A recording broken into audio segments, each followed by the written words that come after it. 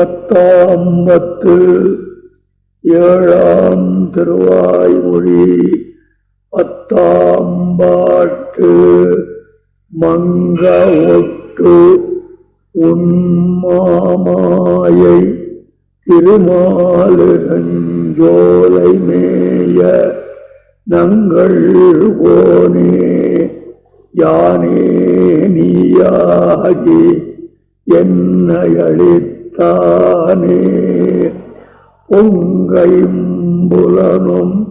பொறியைந்தும் கருமேந்திரியமைம்பூதம் இங்கு உயிரே பிரகிருதி மனங்காத மனங்களே. தெற்கு திருமலையிலே வாழ்கின்ற எம்பெருமான் நமக்குள் ஐக்கியமாம்படி என்னை பாதுகாத்தவனே. ஆபத்து வருகின்ற சப்தாதி விஷயங்கள் ஐந்தும் ஞானேந்திரியங்கள் ஐந்தும் கர்மேந்திரியங்கள் ஐந்தும் பஞ்சபூதங்களும் சம்மார நிலைமையிலே ஜீவனோடே கலசின மூல பிரகிருதியும் மகானும் அவ்வகங்காரமும் மனசுமாகிற இந்த மாமாயையை கழித்து தர சம்மதித்தருள வேணும் என்பது சமுதாயார்த்தம். கீழ்பாட்டிலே சுவாமி நம்மாழ்வார் உடலும் உயிரும் மங்க ஒட்டே என்று இந்த சரீரம் மங்கி போகும்படியாக தேவரீர் அனுகிரகம் பண்ணி அருள வேணும். இந்த ஆத்மா தேவரீரை அடையும்படியாக கிருபை பண்ணி அருள வேணும் என்று பிரார்த்தித்திருந்தாலும் சதுரங்கமாடுபவர்கள் அந்த காய்களை நகர்த்துவதிலேயே ஊக்கமுள்ளவராய் புறத்தில் அழைத்தவர்கள் சொல் கூட காதில் விழாதவர்களாய் அந்த ஆட்டத்திலேயே ஊழ்கியிருப்பாரை போலே ஆழ்வார் சொன்ன வார்த்தைகளை எம்பெருமான் கேளாதவனாக இருந்தான். அப்படி ஆழ்வார் வார்த்தைகளை அவன் கேளாது இருந்ததற்கு காரணம் என்னவென்றால், ஆழ்வார் தம்முடைய திருமேனியை போக்கித் தரச் சொல்லுகிறார். நமக்கு ஆவலோ அவர் திருமேனியை அனுபவிப்பதுதான் என்ற எண்ணம் இருந்தபடியாலே கேளாதிருந்தான். அதோடு நிறுத்தவில்லை. எம்பெருமான் முன்னைய நிலையை விட அதிகமாக ஆழ்வாருடைய திருமேனியிலே மேல் விழுந்து ஆதரித்தான். உடனே ஆழ்வார், ஐயோ எல்லாம் அறிந்தவன் என்ற பெயர் பெற்ற சர்வஜனான இந்த எம்பெருமானுக்கு இந்த சரீரத்தினுடைய தாழ்ந்த நிலை தெரியாது போயிற்றே. தாழ்ந்தவைகளான பிரகிருதி தத்துவம் 24 புணர்க்கப்பட்டது இந்த சரீரம் என்று உண்மையை எடுத்து காட்டினார். என் பேரிலே இந்த எம்பெருமான் வைத்திருக்கிற நப்பாசை ஒரு கால் தவிர்ந்தாலும் தவிரலாம் என்று நினைத்து அதை எடுத்து உரைக்கிறார் இந்த பாட்டிலே.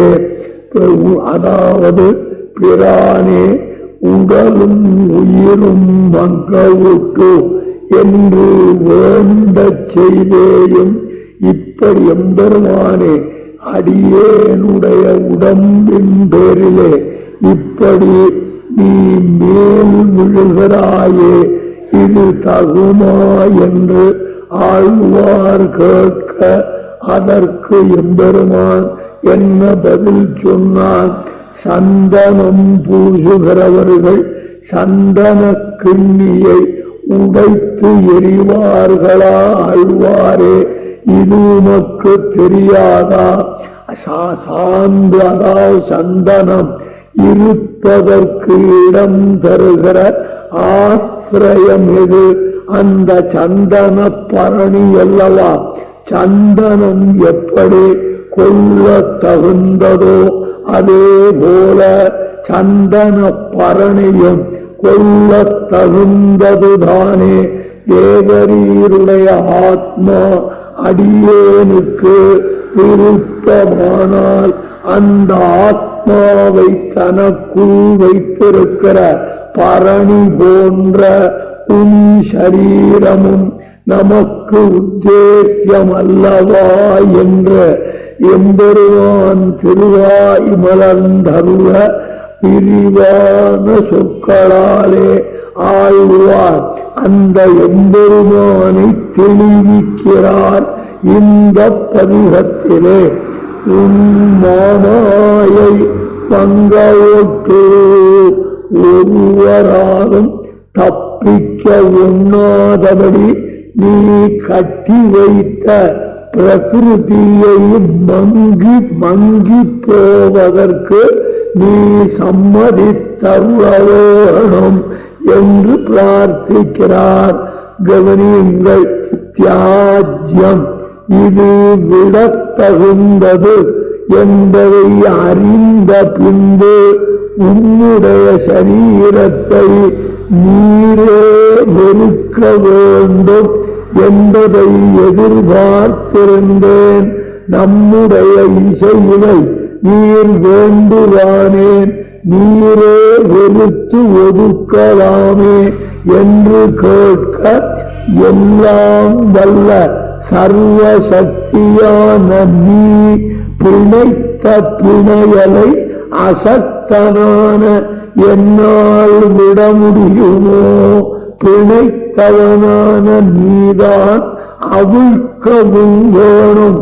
மமமாயா துரத்தியா என்று நீரே சொல்லி வைத்தீரே. ஆகையால் இந்த பிணையிலிருந்து விடுவிக்க வேண்டும் என்கிறார். அதுக்கு மேலே யார பார்த்து சொல்றார்? திருமாலிருஞ்சோலை மேய நங்கள் போனே, உனக்கு இருப்பிடம் பரமபதம். அந்த பரமபதத்தை விட்டு நீ திருமாலிருஞ்சோலை மலையிலே வந்து நிற்கிறது அடியார்கள் சொன்னபடியே நடப்பதற்காகத்தானே. அடியார்கள் சொன்னபடி செய்வது ஆசிரித பாரதந்திரியத்தை. பாரதந்திரியம்னா சுதந்திரத்தன்மை இல்லாதவன். ஆசிரித பாரதந்திரியம்னா அடியார் இட்ட வழக்காய் இருப்பவன். அந்த பாரதந்திரியத்தை நிலைநிறுத்தி கொள்வதற்காக அல்லவா திருமாலிருஞ்சோலையிலே வந்து நின்றாய். இன்னமும் என் சொல் கேளாமல் நீ சுதந்திரனாகவே நின்று நினைத்தபடி செய்வாயானால் பரமபதத்திலேயே இருந்திருக்கலாமே. இனி மாலிருஞ்சோலையை இருப்பிடமாக கொள்ள வேண்டாமே. இங்கு வந்தது அடியார் இட்ட வழக்கால் இருப்பதற்காகத்தானே. அது இல்லாத போது நீ அங்கேயே இருந்திருக்கலாமே. திருமாலிருஞ்சோலை நங்கள் போனே என்று அழைக்கிறார். அதுக்கு மேலே யானே நீயாகி முன்னை என்னை அளித்தானே. நான் எனக்கு நன்மை பார்க்க வேண்டும் என்ற நினை அவனவனுக்கு நன்மையை செய்து கொள்ள வேண்டியது அவனவனுடைய வேலை. என்னுடைய ஆத்மாவுக்கு நன்மையை செய்து கொள்ள நான் விரும்பி நினைத்திருந்தேன். அந்த நினைவை ஆழ்வார் தம்மை காத்து கொள்ள தாம் முயற்சிக்கலாகாது, அவரை காப்பது என் வேலை என்று நீ ஏறிட்டு கொண்டோ என்னுடைய காரியத்தை அழகாக செய்ய வல்லவனான நீ இப்போது நான் யாச்சிக்கும்படியாக இருக்கிறாயே, நீயா செய்ய வேண்டிய வேலை எது? ஆத்ம ரட்சணம், ஆத்மாவை பாதுகாப்பது. அதை நான் வேண்டும் அளவுக்கு நீ காலந்தாழ்த்தி விட்டாய். எம்பெருமானே, நான் விரும்பி வேண்டாது இருக்க இதற்கு முன்பெல்லாம் நீயே அல்லவா எனக்கு வேண்டிய நன்மைகளை செய்து போந்தாய். இப்ப நான் சொல்ல வேண்டி இருக்கிறதே எம்பெருமானே, என்னிடத்திலே உனக்கு எவ்வளவு பரிவு உண்டோ அவ்வளவு பரிவு உனக்கு என்னிடம் இல்லையோ என்று கேட்கின்றார். அதாவது யானே நீ ஆத்மாவினுள்ளே பரமாத்மா இருக்கிறபடியால் உள்ளே பணக்கட்டை வைத்து வெளியே பூட்டினார். அந்த பெட்டியை விரும்பாதவர் எவரானும் இருப்பார்களா? ரூபாயில்லாத வெறும் பெட்டியாயிருந்தா அதை ஏதோ கடக்கிறதுன்னு காலால உதச்சிட்டு போவானே தவிர அதை எடுத்து கொண்டு போக மாட்டான். எம்பெருமானே, நான் என்ற ஆத்மா அதனுள்ளே நிதியாக நீ எழுந்தருள் இருக்கின்றாய். ஆகையாலே உலகத்திலே யானே நீ எனக்குள் இருக்கிறபடினால் நான் வேறு அவன் வேறல்ல. இது ரத்தின பெட்டின்னு சொன்னாலே ரத்தனம் வேறுதான், பெட்டி வேறுதான். அப்படி வேறாக இருந்தாலும் ரத்தின பெட்டியினுள்ளே வைக்கப்பட்ட அந்த சாமானை நினைக்கும் பொழுதோ என்ன சொல்றோம்? ரெண்டும் ஒன்று என்ற நிலையில் பேசுகிறோம். ஆகையினாலே ஆத்மாவின் உள்ளே பதிந்திருக்கிறபடினால் அவனுக்கு எம்பெருமானுக்கு ஆத்மா இருப்பிடமானாலும் அவனையும் ஆத்மாவே என்று சொல்லுவது வழக்கம். இப்ப கவனியுங்கள், வீடு வேறு, அதிலே வசிப்பவன் வீடு. அவன் ஃப்ரெண்ட கொண்டு வந்து என்னதுன்னு வீட்டை காட்டுறான். என்னதுன்னா அந்த வீட்டுக்குள் வசிக்கிறவனையும் சேர்த்துத்தானே அந்த சொல் சொல்லுகிறது. அதே போலத்தான் யானே நீ எனக்குள். இப்போ சரீரத்துக்குள்ளே ஆத்மா இருக்கு, ஆத்மாவுக்குள்ளே பரமாத்மா இருக்கிறான். சரி, வெளியில இருக்கிற சரீரமும் என்னுடையதே, உள்ளே இருக்கிற பரமாத்மாவும் என்னுடையவனே என்று சொல்லுவது உலக வழக்கமானபடியாலே ஒருவனுக்கு புரியோதரேன்னா ரொம்ப பிரீத்தி. அவன் தெருவில் வந்தான்னா அதை வர்றா புரியோதரங்கிறான். அவன் பேரு புரியோதரையா, அவனுக்கு முகுந்தன்னு பேரு.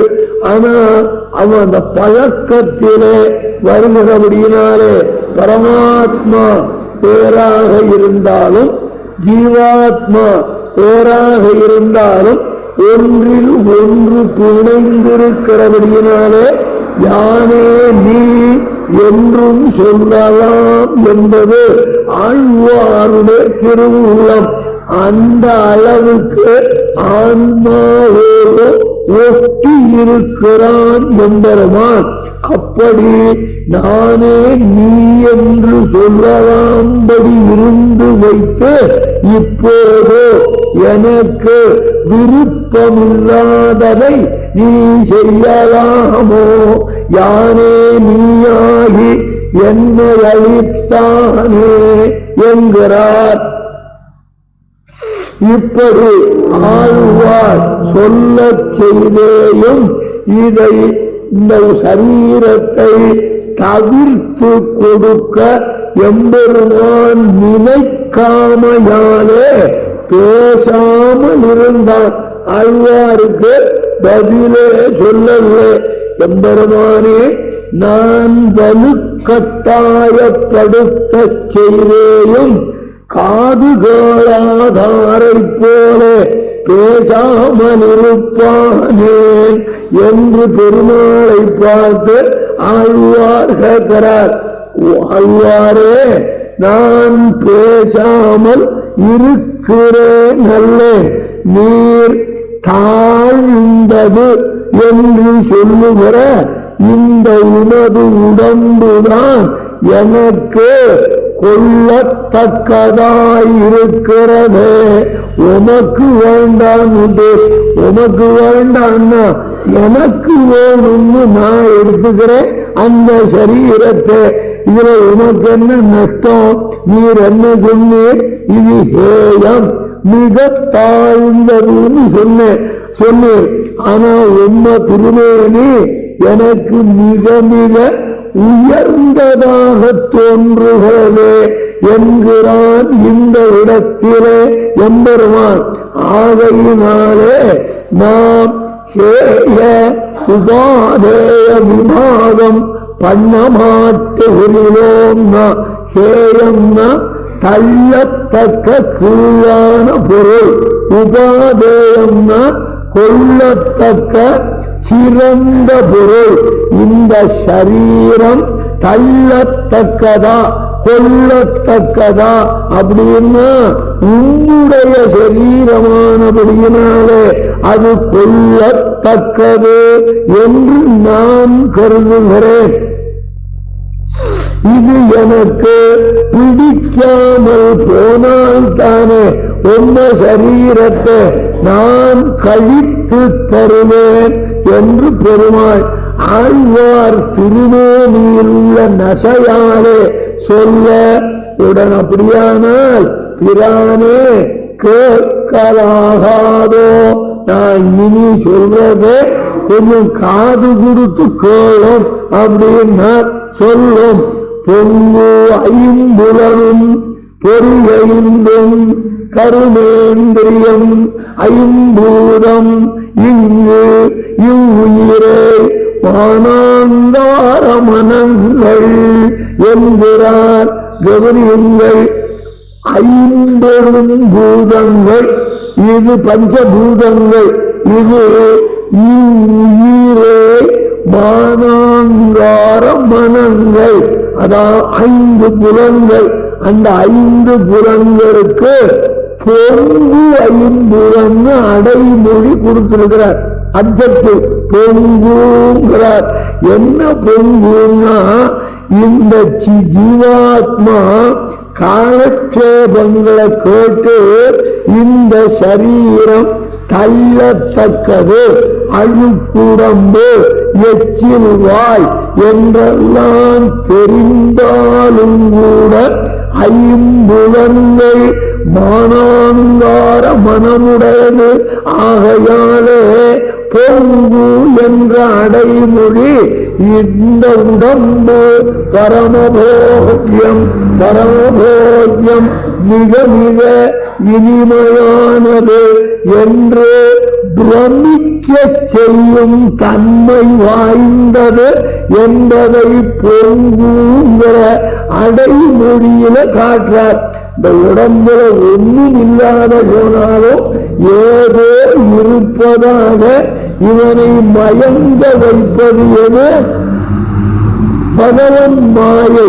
அந்த மாயினால்தான் இன்னொரு உடம்ப பார்த்தோன்னு இந்த உடம்பு ஆசைப்படுறதே தவிர உண்மையில உடம்புல எதுவுமே கிடையாது. நன்றாக ஆராய்ந்தால் எறும்பால் புண்ணை மறைய வைத்து மேலே பூசினார் போல என்று வியாக்கியானம் பண்ணார்.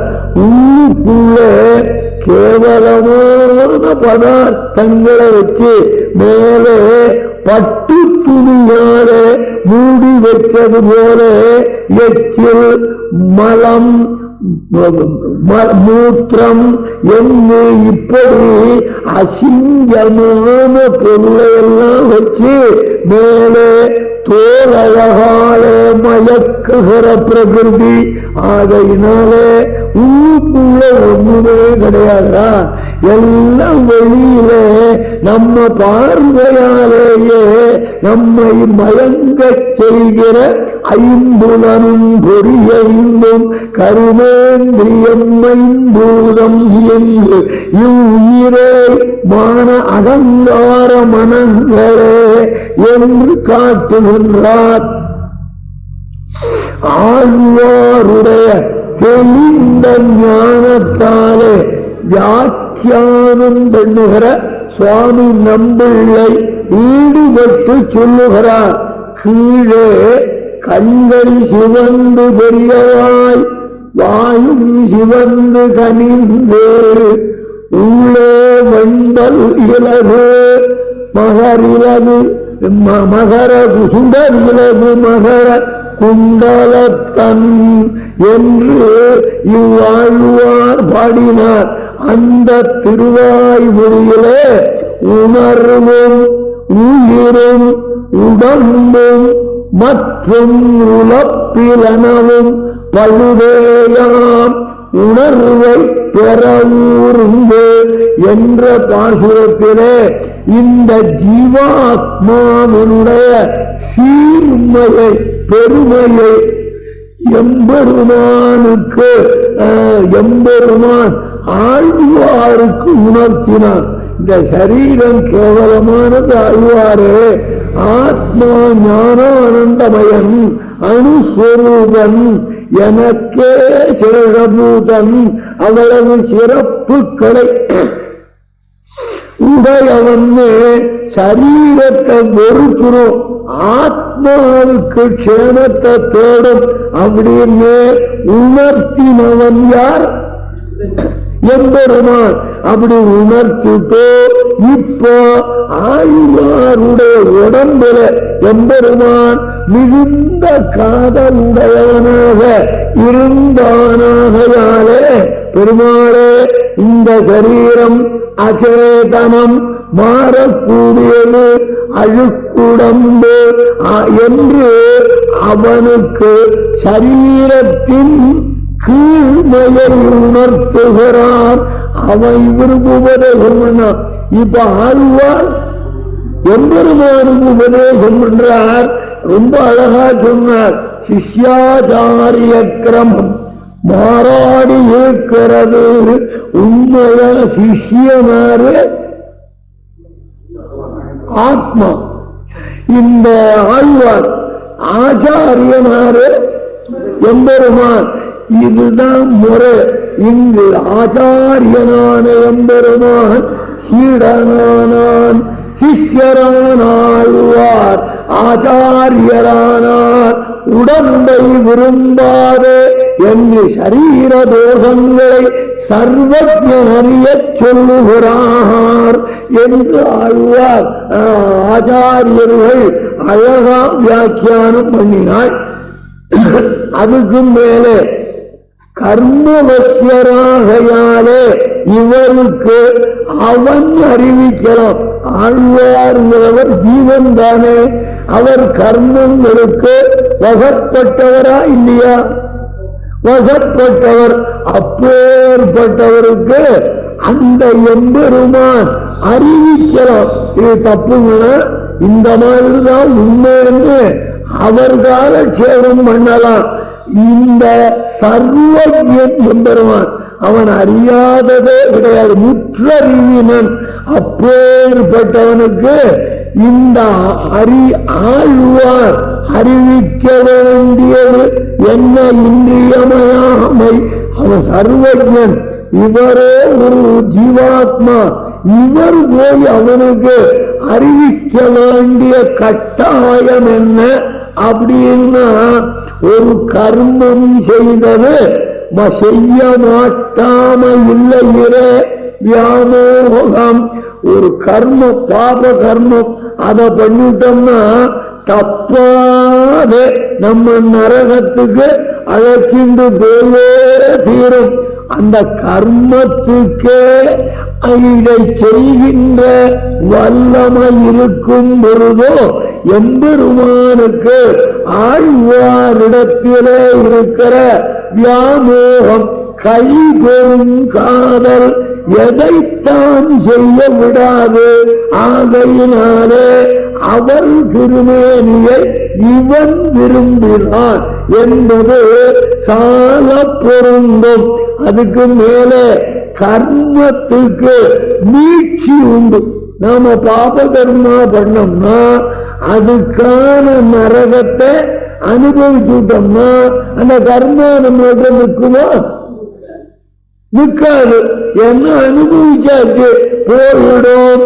ஆனால் எம்பெருமான் ஆழ்வாரிடத்திலே வைத்திருந்த கழிவெருங்காதலுக்கு மீட்சி இல்லை. அதாராவது மீட்க முடியுமா? எம்பெருமானுக்கு இந்த சேதனிடத்திலே உண்டான அன்பு. அதத்தான் முனியே நான் முகனே முக்கண்ணப்பா என் மாணிக்கமே, என் மாணிக்கமே, என் கருணாமாணிக்கமே. அந்த சொற்கள் விழுந்திருக்கிற அழகு காண்பு. முனியே நான் முகனே முக்கண்ணப்பா என் பொல்லாக்கனிவாய் தாமரை கண் கருணாணிக்கமே, என் கல்வா. கல்வான திருடமே அர்த்தம். என் கல்வா என்று என் என்ற சொல்லை இடுவானேன்னா, நான் உன்னை கொள்ளை கொள்ள நினைத்திருந்தேன். நீ என் சரீரத்தையும் கூட வைக்காமல் கொள்ளை கொண்டாயே. திருடனில் பக்கா திருடனே என்று ஆழ்வார் உருகி சொல்லுகிறார். என் பொல்லா கருணாணிக்கமே என்று ஆழ்வார் இதைத்தான் சொல்றார். ஆகையாலே சர்வஜனான எம்பெருமானுக்கு ஆழ்வாரிடமிருந்த கழிபெரும் காதலாலே அவருடைய திருமேனியை விட மறுக்கிறான். காமினியன் அழுக்குகக்கும் காமுவன் போலேயாய் என்று தத்துவத்திரயத்திலே தீர்மானி கருளினார். காமுகன்ன காதல் கணவன் அர்த்தம். காமுகன்ன என்ன அர்த்தம்? காதல் கணவன். அவனுக்கு ஒரு மனைவி வருகிறாள்னா மேலாக இருக்கிற அவனுடைய அழகை பார்த்து she the definition of beauty. She knows her breath. ஒத்தல்லோ நாடகத்திலே அந்த மாதிரி அந்த டெஸ்டிமோனாவை வர்ணிக்கிறானே. எல்லாம் படிச்சிருப்பேன்னு நினைக்கிறேன். நான் ஏதோ கேட்டதுதானே தவிர அது அப்படியே தமிழ்ல நாடகமா எழுதுறேன். டெஸ்டிமோனா வையத்து அழகெல்லாம் 1 ரூபாய் மடித்தெடுத்த வடிவழகி உயர்த்தவன் கிடக்கும் மெய்யன்பர் கூட்டமெல்லாம் ஒரு கையை தீண்டி கற்புகளை தொட்டணைக்க கற்பு கோடி காலம் காத்து கிடக்கும். முடிவும் நிகரில்லா இவை கூந்தலை முகந்தால் அகிலும் அத்தரும் மணக்குமார். உறிஞ்ச உறிஞ்ச உயிர் துடிப்பில் உவகை காட்டி உண்மத்த வரி மூட்டு உள்ளத்தை உழுக்கும் உதர சிவப்பான இவள் அதரங்கள் ஒன்றே போதும் தனிமையை கொன்றே தீர்க்க. அது ஒரு காலம். புரியுதா? 1957 அப்படி இருந்த எம்பெருமான் அதை திருத்தி ஆட்கொண்டார்.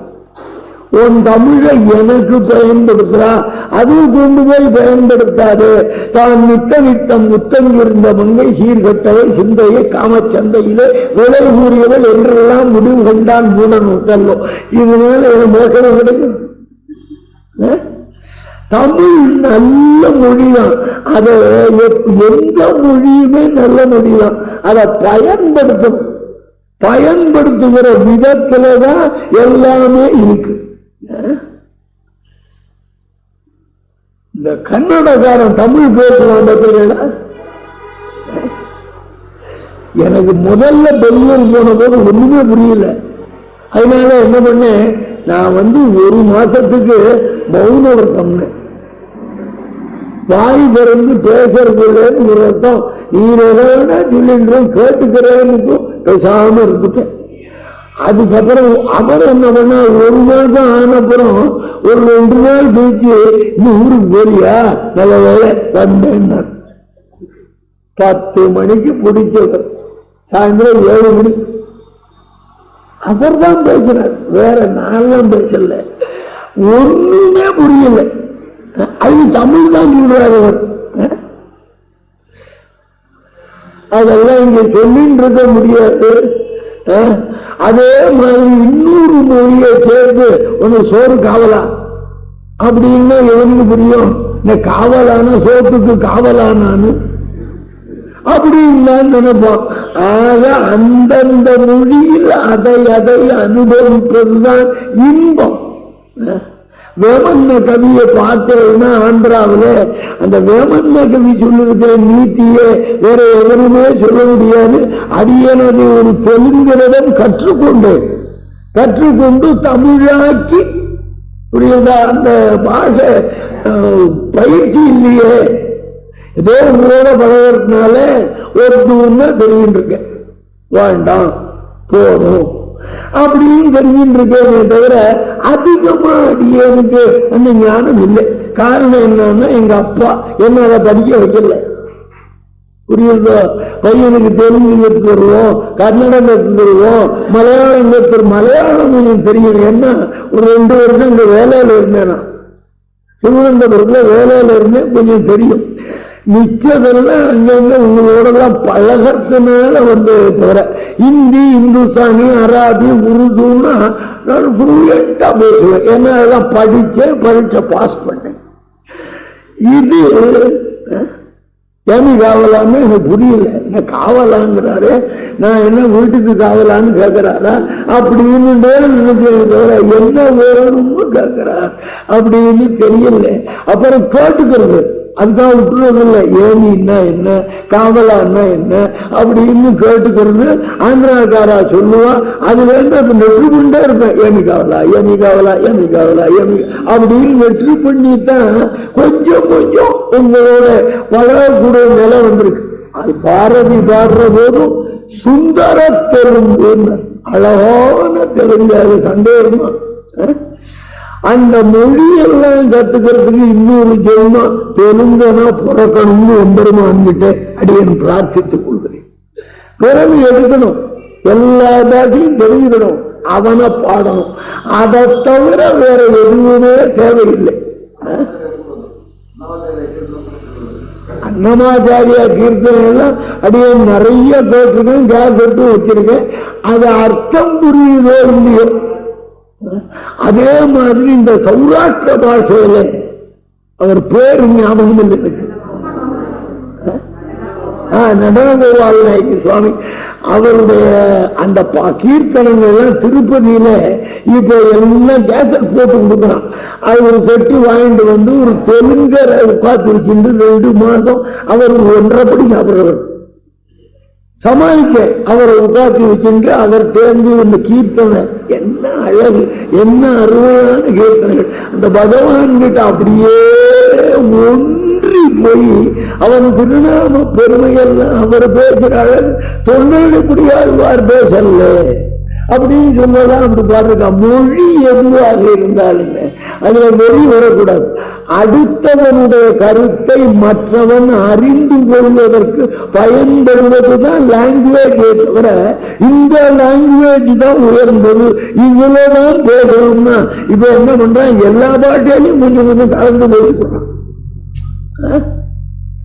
நீரு எதற்கு வச்சுனாருங்கிறான், நீரு எதுக்கு வச்சினாருன்னு கேட்க வேண்டாமா? தெலுங்கு தெரியாது. நான் அடக்கத்துக்காக சொல்லிக்கிறேன், அதனால தெலுங்குலயே பேசுறாருங்க. புரியாது, அது எப்படியோ இருக்கட்டும். அடுத்த பிறகு ஒண்ணு எம்பெருமான் தரணும்.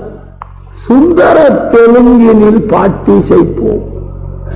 அந்த நிலையில் அடியன் அடையணும்னு ஒரு ஆசை.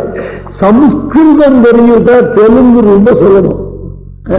சம்ஸ்கிருதத்தினுடைய மறுபாடு தான் எது, தெலுங்கு கன்னடம் எல்லாமே. நிறைய தமிழே இப்ப ஏகாந்த வேளையிலேங்கிறான். தனித்திருப்ப ஒரு வேளையிலேன்னு தனித்தமிழ்ல சொல்லப்படாதோ, தமிழ் தமிழ்ங்கிறானே. ஏகாந்த தேசத்திலே தனித்திருப்பதாக ஒரு நாட்டிலே சமஸ்கிருதம் அங்க வந்து நானும் என் பிராதாவும் சஞ்சாரமாக சென்று கொண்டிருந்தோம். பிராதா சம்ஸ்கிருதம், சஞ்சாரம் சம்ஸ்கிருதம். நானும் என்னுடைய சகோதரன் சம்ஸ்கிருதம், என்னுடைய அண்ணனும் தனியாக சென்று கொண்டிருந்தோம்னு செந்தமிழ்ல செப்ப வேண்டிதானே. பாஷைகள் கலந்து சொன்னா தப்பு இல்லை, ஆனா அது அர்த்தம் இருக்கணும். நம்ம பாஷா ஆராய்ச்சிக்கு வரல, அதனால அதை விடுத்து மேலே வருகிறோம். இந்த ஆழ்வார் கர்மவசியம் பண்ணின கர்மத்தால உலகத்துல பிறவி எடுத்தவர். இந்த ஆழ்வாருக்கு எம்பெருமான் அறிவிக்கலாம், அவன் ஆச்சாரியனாலே அறிவிக்கலாம்.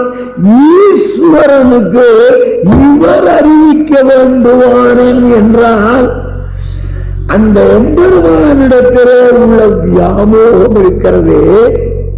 அது குழந்தை மேல இருக்கிற அன்பு, அந்த அடுப்பு எரியுது, அந்த பக்கம் போயிடாதுரா அப்படின்னு தாய் சொல்றாளே, அந்த மாதிரி பாவத்துல அழுவார். இந்த உடம்புல ஆசை வைக்காதரா, வேண்டாண்டா, இது அழுப்பு உடம்புடா அப்படின்னு அவனை கெஞ்சுகிற நிலையிலே சொல்லுகின்றார். இரண்டாவது கர்மம் இருக்கு பாருங்க, அது பலனை அனுபவிச்சுட்டா நம்ம விட்டு போயிடும். ஆனா எம்பெருமான் நம்பீது செலுத்துகிற அந்த வியாமோகம் இருக்கு, அது மீட்சி இல்லை. அதுலேருந்து அவன் மீள முடியுமா? மீள முடியாது. ஆக கர்மத்தை விட வியாமோகத்தினுடைய சிறப்பு மிக்க அதிகம். அதுபோல் அல்லாமல் நீதி நிலை நிற்கும். அதுபோல் அல்லாமல், அதுபோல்னா நீங்க தான் சொல்லணும். கர்மம் போல் அல்லாமல் இது வியாமோகம். எம்பெருமானுக்கு ஆத்மாவினிடத்தில் ஏற்பட்டிருக்கிற மட்டம் காண முடியாத அன்பு, அது மீட்சி இல்லை. அது மூலமா பெருமாள் காதல் வச்சுட்டாருன்னா அது மூலமா நாம அப்படி எப்படி மாற்றிப்போம். ஆனா காதல்னா அன்புன்னு அர்த்தம், நீங்க நினைக்கிற அர்த்தம் இல்லை. அந்த அன்பை மாற்றிப்போம். ஆனா எம்பெருமான் ஒருத்தன் மேல அன்பு வச்சுட்டான்னா அவன் மாறாதவன், அதுவும் மாறாது. அப்பேற்பட்ட காதல் அன்பு. ஆக வியாமோகத்தாலே அவன் அறியாதிருக்க இவர் தெரிவிக்க வேண்டிற்று ஆழ்வாருடைய சரீரத்திலே எம்பெருமான் மிகுந்த வியாமோகம் கொண்டிருந்தான். ஆகையாலே இந்த சரீரத்தை விடுறதுக்கு மனசில்லை. ஆகையாலே ஆழ்வார் அறிவிக்க வேண்டிற்று. அழுக்குடம்புங்கட, இது எச்சில் வாய்ங்கட, மலமுடைய ஊத்தைங்கட, இது வேண்டாம். இவன் சொல்லும்படி ஆழ்வார் பேர்ல எம்பெருமானுக்கு உண்டான யாமோ ஈடுபாடு. சரி, கவனியுங்கள். சேத்தனர்களை, சேத்தனம்னா சைத்தன்யம் எஸ்ய அஸ்தி சயேவ சேதனஹா. எவன் ஞானமே வடிவினனாக இருக்கிறானோ அவனுக்கு என்ன பேரு? சேத்தனன். அது ஆறு ஜீவாத்மா. அந்த எம்பெருமானாருன்னா அவனும் சேத்தனன் தான். ஆனா பரமசேதனன், பரமசேதனன். இவனுக்கு அறியாதன அறிவித்தாத்தா நீ செய்தன அடியேன் அறியேனே என்று இவன் சேதனன், அவன் பரமசேதனன். இந்த உயிர்கள் அதுதான் சேதனர்கள். இந்த சேதனர்களை தங்கள் தங்களுக்கு உரியன அல்லாதபடி வேறுபாட்டை அடையும்படி பண்ணவல்ல சாப்பசீர சமாச்சாரம் இருக்கு. ஆத்மா ஞானானந்தமயம், அறிவும் ஆனந்தமுமே வடிவெடுத்தவன். அப்படி இருக்கிறவனே இந்த உலகத்தில் உலக வாழ்க்கை ருச்சியிலே கொண்டு வந்து தள்ளி அதிலேயே ஆளும்படி பண்ணுவது எதுன்னு கேட்டா பஞ்சேந்திரியங்கள். அதாவது சுவை, ஒளி, ஓசை, ஊறு, நாற்றம், இந்த அஞ்சு தான். இது ஒன்னும் புரியலையே. சப்த, ஸ்பர்ஷ, ரூப, ரச, கந்தம், இதான். இன்னும் புரியலையா? சுவை, நல்ல பாதம் அல்வா, அது வந்து அப்படி கிண்ணியில வைக்கச்சியே நாக்கில காவேரி வருது பாருங்க, அதுக்குத்தான் சுவைன்னு பார்க்கச்சியே அதை சாப்பிட்டு ஆசை உண்டா இருக்கு பாருங்க, அதான் சுவை. அடுத்தது ஒளி, லைட்டில் என்ன இருக்கு? அடுத்தது ஊரு. ஊருன்னா ஒட்டுமொத்த உடம்பினாலும் அனுபவிக்கக்கூடிய சிற்றின்ப விஷயங்கள், அதுக்கு பேரு ஊருன்னு பேரு. அடுத்தது ஒளி, அதுவும் தெரியும். அதுக்கப்புறம் நாற்றம், வாசனை. எவனோ அப்படி ஜவ்வாது போடுற பூச்சின்னு வந்தான்னு அப்படி வாசல்ல ஒரு வாசனை, கும்முன்னு வாசனை வராது. இவன் திருநேனியில பட்டதுனால ஜவ்வாது நாட்டம் எடுத்து போய் அது வெளியில வீசும். இவன் பிராணாயாமம் பண்ணிட்டே போவான். வச்ச டயத்துல பண்றானோ இல்லையோ, இந்த மாதிரி துர்வாட இடத்துக்கு போனா தன்னை அறியாத கொத்தி போக மாட்டானா? ஆக அஞ்சு தான். இந்த அஞ்சு தான் சம்சாரம். இதுல ஈடுபடுத்துறது தான் சம்சாரம். நல்ல கல்கண்டு பாயசம் பண்ணா அது சுவை. அருமையான பிரகாசம் இருந்தா அதுக்கு ஒளி. நல்ல தோடி ராகத்துல அப்படி ஆலாபனம் பண்றாருன்னா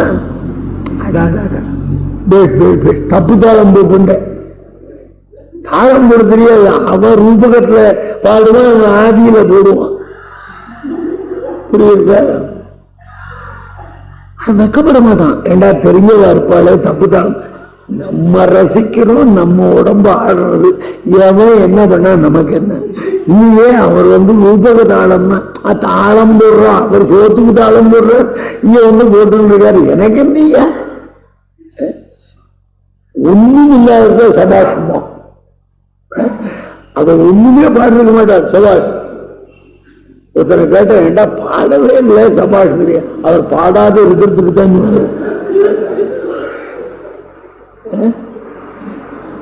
ஆக ஓசை, அதுக்கப்புறம் ஊரு, ஊருன்னா சிற்றின்ப இன்பம், நாற்றம், வாடை என்ற புலன்கள் 5.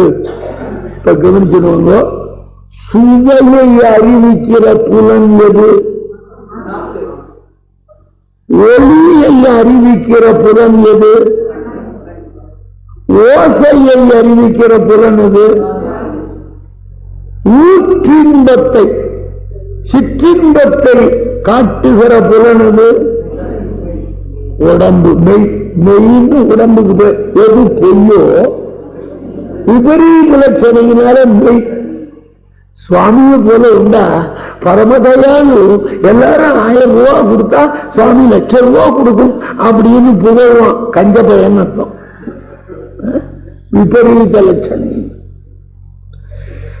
அந்த விபரீத லட்சணையதான் சொல்றது. அதுக்கப்புறம் நாற்றம், நாற்றம்னா தமிழ்ல வாசனை, வாசனைக்கு நாற்றம் தான், துர்கந்தத்துக்கு நாற்றம் தான்.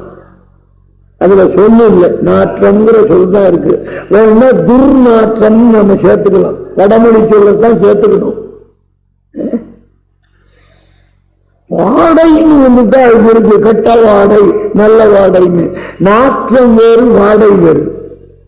அது நாற்றம்னா நம்ம உடம்புல எழுந்து வருது பாருங்க குப்புன்னு, அதுக்கு வாடைன்னு பேரு. நாற்றம்னா ரசத்தை கொஞ்சம் கவனிக்காத அடுப்புல வச்சுட்டு டிராமா பார்க்க வந்துட்டா, அது ஒரு 20 நிமிஷம் இல்லையா, 10 நிமிஷம் அட்வர்டைஸ்மெண்ட், 20 நிமிஷம். அந்த 20 நிமிஷம் கவனிக்காத